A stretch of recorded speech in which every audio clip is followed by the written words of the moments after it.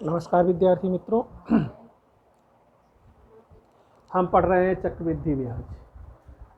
आज हम चक्रवृद्धि ब्याज का दूसरा प्रसंग्रह अर्थात 14.2 शुरू कर रहे हैं। इसमें चक्रवृद्धि ब्याज के जो है सूत्र का उपयोजन है।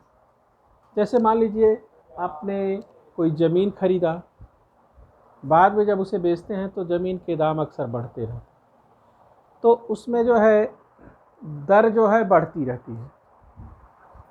लेकिन अगर कोई आपने कार खरीदा और जब उसको पुरानी होने पर जब आप उसको बेचेंगे तो उसकी दर घटेगी, अर्थात उसका कम मूल्य मिलेगा।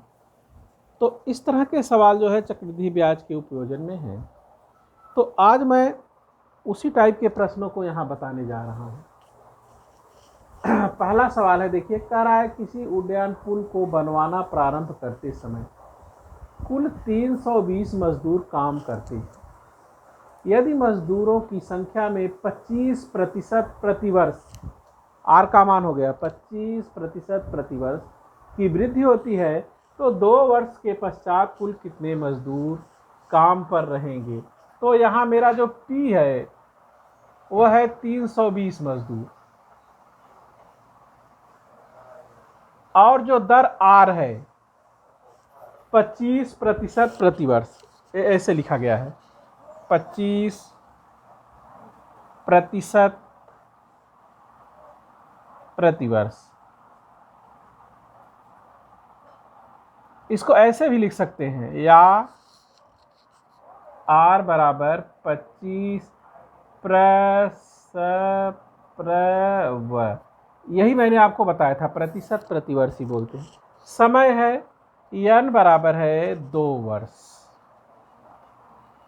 अब आपको a निकालना है कि 2 वर्ष के पश्चात कितने होंगे, अर्थात पहले आप इसको मिश्रधन कहते थे, लेकिन जब पैसे का सवाल था, यहाँ मजदूर है तो a का मान कुल कितने मजदूर होंगे, तो सूत्र वही रहेगा, a बराबर p 1 धन r बटे 100 और इसकी घात n। देखिए यहाँ वृद्धि हो रही है, वृद्धि हो रही मतलब बढ़ रहा है, तो यह प्लस रहेगा, आर का मान यहाँ प्लस रहेगा। लेकिन अगर कमी होती तो ये आर जो है वो माइनस हो जाता है, यहाँ माइनस लिखते। तो फिलहाल अभी इसको प्लस लिख रहे हैं, माइनस का भी सवाल आपको बताएंगे। तो ये बराबर हो गया 320, 1 धन आर का मान है 25 और बटे 100 और घाते 2। अब इसको आप कट भी कर सकते हो, 25 से करना 25, 25 चौके 100, तो ये बराबर हो गया 320। यहाँ ये गुणे होता है, लेकिन अभी मैं गुणे लिख नहीं रहा हूँ, 1 प्लस 1 बटे 4 और इसकी घात 2। अब इसका तिर्यक गुणा करेंगे, 4 एक 4 और 1 5, तो 320 4 और प्लस 1, 4 एक 4 और 1 5 और बटे 4 की घात 2 हो गया 320, 4 और 1 5, 5 बटे 4 और इसकी भी घात 2। घात 2 मतलब होता है 2 बार गुणा, तो बराबर हो गया 320 गुणे 5 गुणे 5 और बटे 4 गुणे 4। अब आप 4 से कट कर सकते हैं, 4 एक 4 और 4 अट्ठे 32, 1 शून्य हो गया। इस 4 से भी कट जाएगा, 4 एक 4 और 4 दूनी 8, यहाँ 20 हो गया। यह किसका मान है, ए का मान, अर्थात कुल कितने मजदूर होंगे वही आप निकाल रहे हैं। तो a बराबर जो है, इसलिए अब जो है फिर यहाँ a बराबर लिखा और लास्ट में a बराबर 20 में गुणा करेंगे 5 का और फिर जितना आएगा उसमें भी 5 का गुणा करेंगे, तो 5 पचे 25 दूना 50। a बराबर हो जाएगा 25 दूना 50 और 1 शून्य उसके आगे 500। अब इसका उत्तर लिखना है हमको। उत्तर लिखेंगे 2 वर्ष पश्चात या 2 वर्ष बाद, 2 वर्ष पश्चात कुल 500 मजदूर काम पर रहेंगे। काम पर रहेंगे। अगर कहता कि मजदूरों की कमी हो रही है तो यहाँ हम माइनस करते, यहाँ सूत्र में नहीं, यहाँ लिखते, यहाँ माइनस से माइनस हो जाता। उसका भी सवाल मैं बताऊंगा अभी आपको। तो ये पहला सवाल रहा, इसको आप देखिए और फिर दूसरे सवाल को मैं आपको बताता हूँ। दूसरा सवाल देखिए, किसी गड़ेरिया के पास 6200 भेड़ें हैं। गड़ेरिया जो है वह 6200 भेड़ उसके पास है, तो मतलब P बराबर हो गया 6200 और प्रतिवर्ष 10% की वृद्धि होती है।